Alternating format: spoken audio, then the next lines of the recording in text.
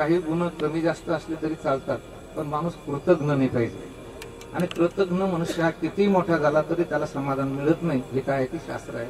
आणि म्हणून त्यांना या ठिकाणी कृतज्ञता आहे. वास्तविक पाहता हे काही माणसं जुन्या काळात साधे नव्हते.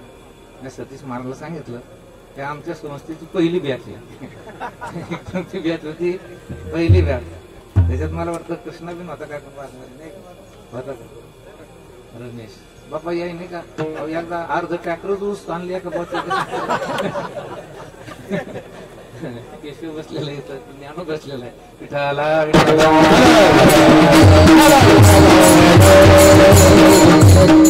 यांना जेवढं मारलं तेवढं मी कोणाला मारलं पण नसतं ध्यानात. पण तरी सुद्धा आता सतीश महाराजांची तीच उद्योगण्यात आहे. पोराला जर बोट लावलं त्यांच्या ऐवढी भांडायला येतात.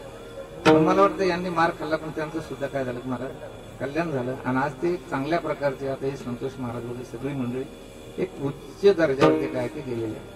आणि काय असतं की कुठल्या तरी सेवेतून जीवन ज्यावेळेस पुढे जातं ना त्यावेळेस ते जीवन वेगळं राहतं आणि आस्यानंच मिळालेलं जे जीवन असतं त्याला काही अर्थ राहत नाही. आणि म्हणून या ठिकाणी गजानन महाराजांनी एक चांगल्या प्रकारचं घर बांधलं.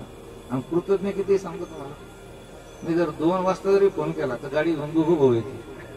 आणि आम्ही 2 वाजता काही चोरासाठी नाही करत, एखादा सरप निघला समजा एखादा नाग निघाला काही निघाला बाबा ते धरायचा कसा मारायचा कसा यांना बोलले का आले की लगे ते धरून बिजून बिचारे ते पण येतं त्याला.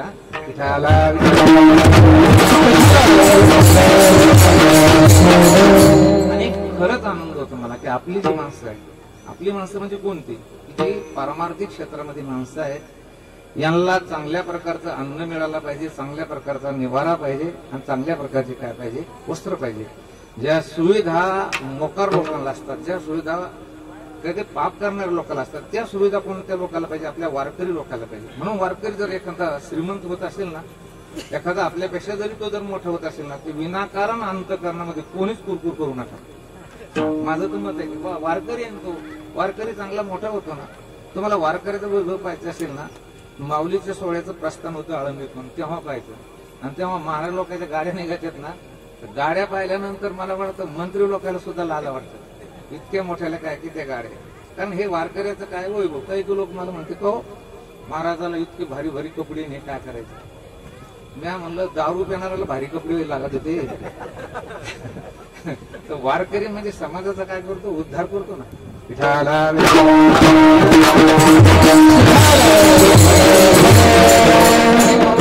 आवश्यक गरजेमध्ये एक अत्यंत महत्वाची गरज आमच्या गजानन महाराजांनी बांधली.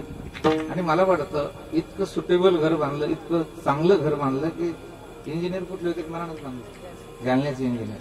हुशारच माणूस येते काही मनानं असं आवडत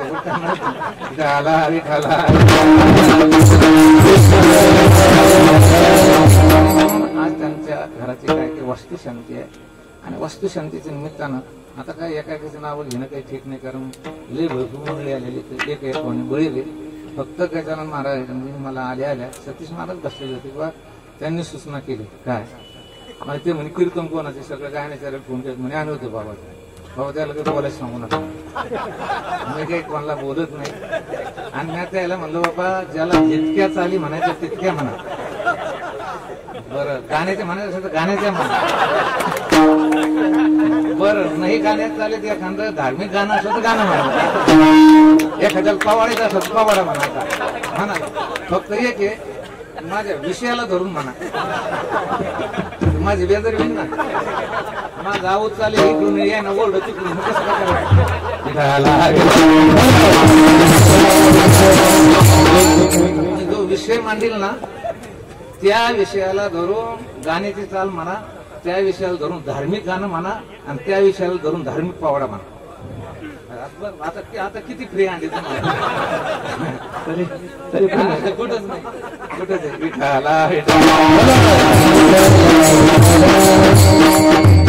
आता त्याला माहिती सगळ्याला माहिती. आणि खरंच घेऊ म्हणलं मला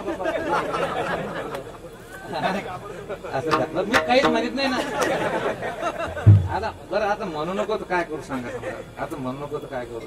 आता कृष्णाला बळीरामला धोत्र घालून यायला बघा त्याला काय झालं. आता हे सगळे आले ते याच्यातली जाते झाला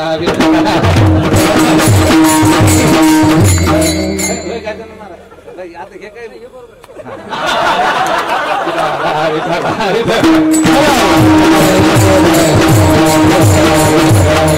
जाऊ द्या, तेच नाही बरेच आहे, जाऊ द्या त्याला माफ, आता सगळंच माफ म्हणलं झाला. मी बोलतोय याचं असं काही माझं काही त्याच्या स्वतःच काय किंवा मला काही वारकरी संप्रदायामध्ये वेगळं नाव करायचं असेल. मी एक वारकरी संप्रदायाचा इमानदार पैकी माझं एक ठरलेलं आहे की कीर्तन नाही घेतलं तर चालेल. वारकरी संप्रदायाची शिस्त आहे ती मी कधी सोडणार नाही. आणि आपण आता जे माझ्या बरोबर लोक राहतात त्यांना माहिती, म्हणजे जास्तच नाही आमचे कर्मची जो गती घरात यांना माहिती मी किती मोठ्या मोठ्या ठिकाणी कार्य करतो. परंतु सन्मान माझा पण लागतात. आता तुम्हाला सगळ्यांना माहिती सटले गुरु किती मोठे माणूस आहे. दादा पाटील तिथं कार्यक्रम होता. सटले गुरुने सांगितलं मी सुद्धा की व्यवस्थित चाल म्हणे, कोणा काही करणार नाही. म्हणजे ते मला म्हणले बरं का, कारण ते लहानपणापासून तिथे होते. याचा अर्थ असा की वारकरी संप्रदायाचंही आपल्याला थोडीशी त्या ठिकाणी जबाबदारी, कारण वारकरी संप्रदाय इतका उथळ होत चाललाय आणि याला काही दुसरे लोक जबाबदार नाही. कारण सोयाबीनला पाणी दिलं, सोयाबीनला खत टाकलं तर त्याच्यावरच गवत वाढत आणि तेच गवत सोयाबीनला झाके ते जाणार आहे की नाही. तसं याला काही दुसरे लोक जबाबदार नाही. आपल्या वारकरी संप्रदायाला असं वाकडं पाण्याचे कोणत्याच संप्रदायाची हिंमत नाही जाणार, कोणतेच नाही. एवढा मोठा आपण मोठ्याची माणसं सगळी. आणि म्हणून आज या ठिकाणी सगळी मंडळी आलेली, इतकी मंडळी आहे ही फक्त गजानन महाराजांच्या प्रेमामुळे आली, बघ काय. आणि त्यांचं प्रेम आहे याचा अर्थ यांचं स्नेह त्यांच्याविषयी किती दृढ आहे याचा त्याच्यात काय काय तुम्ही विचार करायला पाहिजे. तुम्ही दोघाला कोणाला घेऊन जा कीर्तनाला नाही, पण माणूस चांगला आहे ना आपला, चौरंगचीर आहे ना. कसा आहे चौरंगचीर आहे, ऑलराऊंड नाही बरं का, काही ऑलराऊंड आहे. चौरंगचीरा म्हणजे काय सांगता. माझं एक पहिल्यापासून मत आहे की तुम्ही ज्या क्षेत्रामध्ये काम करतात त्या क्षेत्राची एक का बाजू होईना अशी पुसटशी असता कामाने ती स्पष्ट दिसायला पाहिजे. ती बाजू वळणव्यात पाहिजे आणि ती बाजू गुण्यात पाहिजे. तुम्ही कुठले शेती करताना त्याच्या स्पष्ट, गायन करताना त्याच्यामध्ये स्पष्ट, वाजवताना स्पष्ट.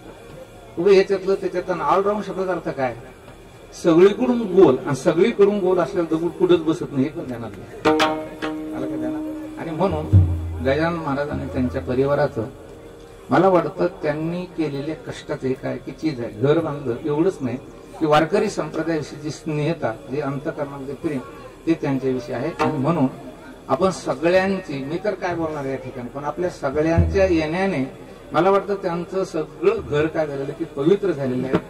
आणि म्हणून आपण रंगनाथ बाबा, सदानंद बाबा जे काही महात्मा आहेत त्यांची जर मी अशीच प्रार्थना करू किंवा गजानन महाराजांनी त्यांचा परिवार, त्या सगळ्या परिवाराला या घरामध्ये आयुर, आरोग्य, सुख, संपत्ती, संतती सगळी लाभो एवढीच ईश्वरचरणी प्रार्थना करून आपण आपल्या अभंगाकडे निघू. विठाला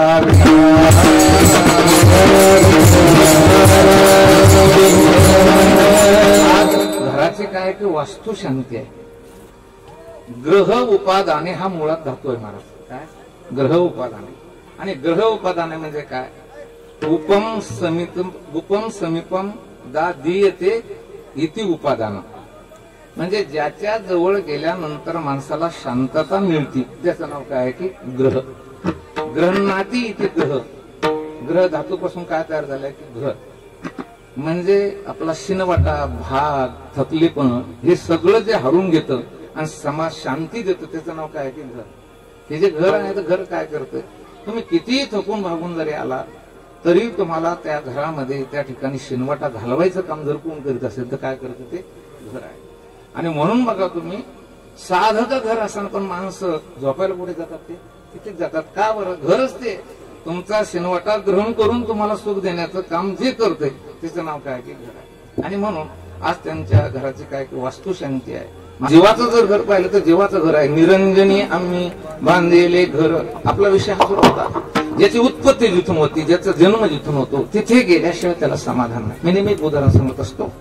कल्पना करा की गोदावरी गंगेचा उगम कुठून झाला तर सर्वसामान्य माणूस पटकन सांगेल की ब्रह्मगिरीतून थेंबा थेंबाने त्याचा काय झाला की उगम झाला. तिथे ती गुप्त झाली, खाली त्र्यंबकेश्वर मध्ये कुशवार्ता कुंडामध्ये थोडासा एवढा तिचा प्रवाह झाला, पुन्हा तिथे ती गुप्त झाली आणि तिथनं पुढे ती नाशिकच्या वरती काय झाली की थोडीशी मोठी झाली आणि तिथून ती निघाली.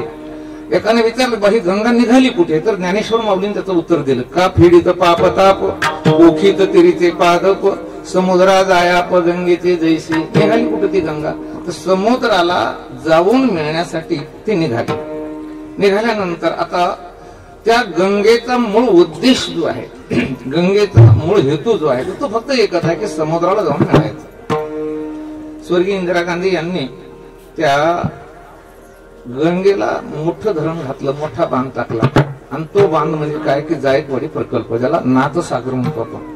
आणि तिथं त्याला अडवल्यानंतर अडवलं का बरं ते पाणी, थांबलं का पाणी सतीश महाराज नाही, ते भरलं, ओव्हरफ्लो झालं आणि सांडव्याच्या द्वारे कालव्याच्या द्वारे पुन्हा निघालं. प्रत्येक मतदारसंघात आमदार खासदार यांनी कोल्हापुरी बंधारे बांधले, आणि ते कोल्हापुरी बंधारा भरला की पुन्हा पाणी खाली जातं ओव्हरफ्लो, पुन्हा दुसरा कोल्हापुरी बंधारा, आणि असं करता करता ती गंगा थेट समुद्रामध्ये गेली. तुका म्हणे गंगा सागर संगमी अवघ्या झाल्यावर मी एकमय. तिथं ती गेली.